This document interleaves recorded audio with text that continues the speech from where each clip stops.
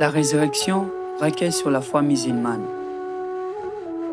Cette présentation sur la résurrection est orientée vers le Coran et sa deuxième partie était constituée du chapitre 2, le principe de la résurrection, et du chapitre 3, le troisième Adam.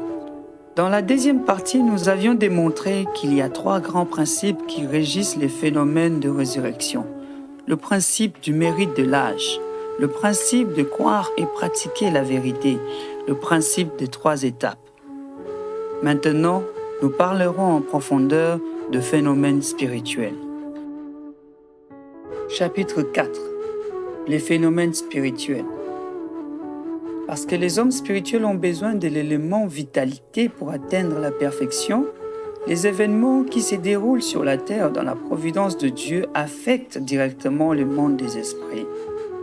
Afin de poursuivre leur développement, les hommes spirituels doivent coopérer avec les personnes travaillant sur la terre.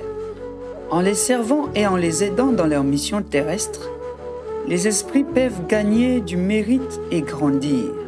Pour ce faire, l'homme et l'esprit doivent être assez compatibles en niveau de développement et de tempérament.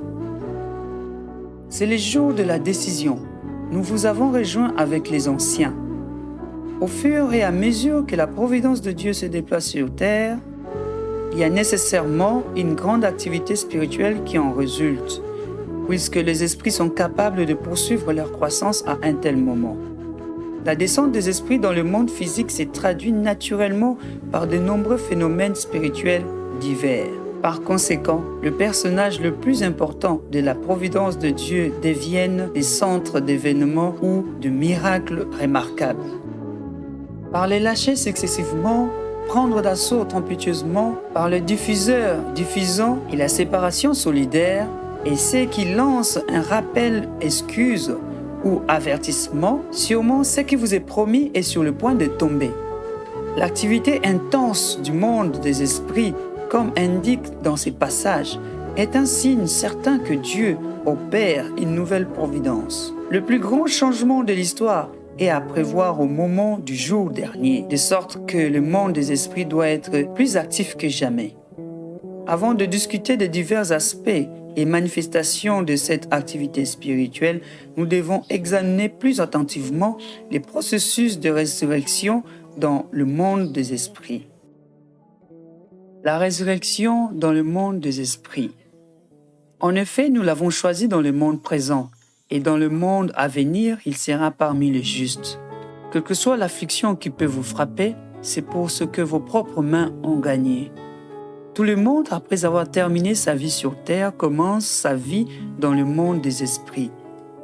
Il y entre au niveau spirituel qu'il a atteint dans sa vie sur terre. Chaque nouveau niveau est lancé par l'une des figures centrales de Dieu. Parce que les esprits dépendent du monde physique pour leur croissance vers la perfection, une fois dans le monde des esprits, ils ne peuvent aller au-delà du niveau le plus élevé ouvert sur terre. Pour cette raison, puisque le ciel n'a pas été établi sur terre, il est resté vacant dans le monde des esprits. Les esprits n'ont pas pu l'atteindre.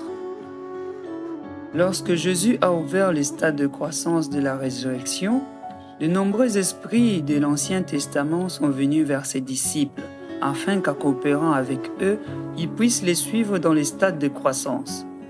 Jusqu'à sa venue, il n'avait pu dépasser l'étape de la formation qui avait été ouverte par Moïse sur la fondation de la famille d'Abraham.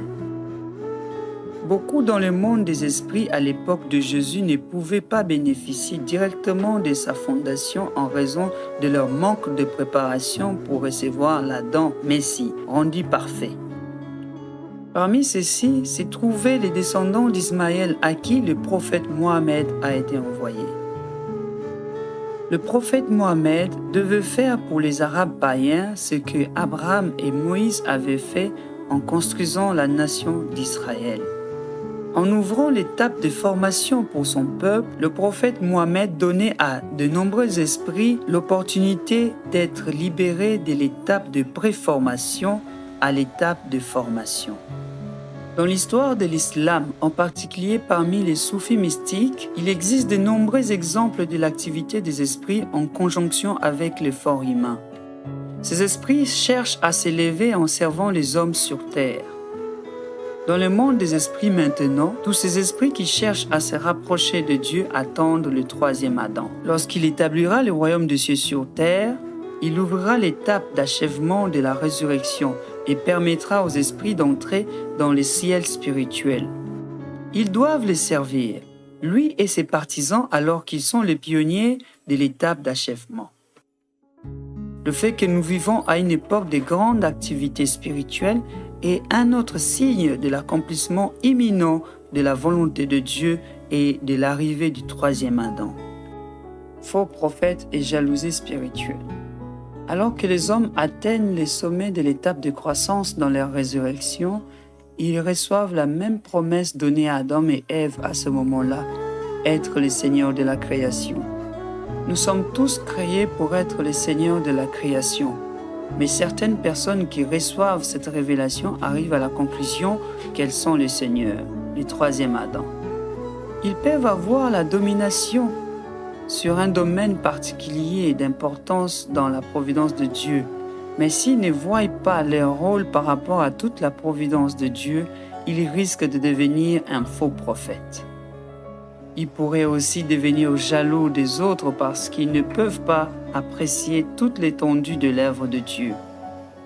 À une époque de grande activité spirituelle, nous pouvons nous attendre à vivre des expériences spirituelles, mais il est très important que nous restions humbles et soumis à la volonté et au dessein de Dieu.